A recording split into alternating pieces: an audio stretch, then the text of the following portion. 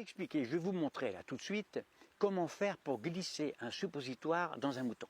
Vous allez voir, hein. C'est pas facile, hein, c'est tout un art. Hein. Personnellement, je le sais parce que je suis berger de père en fils. Je m'appelle Xavier Louis de Isara. Alors, pour insérer le suppositoire dans le mouton et rendre l'animal obéissant et docile, pas besoin d'un chien qui mord les gigots de la pauvre bête. Ça sert à rien tout ça, ça ne sert strictement à rien. Il vaut mieux adopter la méthode douce, sans haine ni violence. C'est ce qu'on appelle la méthode du loup imaginaire. On commence par terroriser les milliers de moutons avec un loup inventé. Attention les moutons là, il y a un gros loup là qui est caché derrière les broussailles. Il a des oreilles pointues, de grandes dents et des yeux cruels qui crachent le feu et injectés de sang. Forcément, tous les yeux des moutons se fixent immédiatement sur ce loup fabuleux. Les moutons sont tétanisés, ils tremblent de toutes leurs pattes. Les milliers d'yeux convergent vers ce loup imaginaire. Il y en a même qui l'aperçoivent, de leurs yeux vus, ils en sont persuadés. Ou ils l'entendent. Il est là, il dit je le vois, je l'entends, alors qu'il n'existe pas. Pendant que les moutons sont obsédés par le loup, eh bien, on leur glisse gentiment le suppositoire. Et hop, le tour est joué. C'est facile. Ils ne sentent rien, c'est pour leur bien, ils sont contents.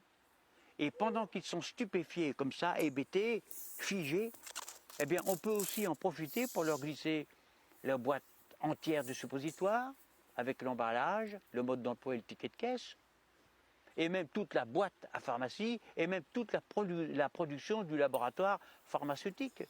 Ça rapporte de l'argent tout ça, hein? Eh bien avec cette technique du loup imaginaire, le bon berger peut en profiter aussi pour leur tondre la laine. C'est toujours ça de gagner en plus, hein? Il peut aussi les stériliser s'il en a envie. Il peut leur inoculer des puces électroniques, du foin, de la paille, du Hanouna, du BFM, de la confiture, enfin, toutes sortes de conneries. Le bon berger peut aussi les mener tout simplement et gentiment à l'abattoir.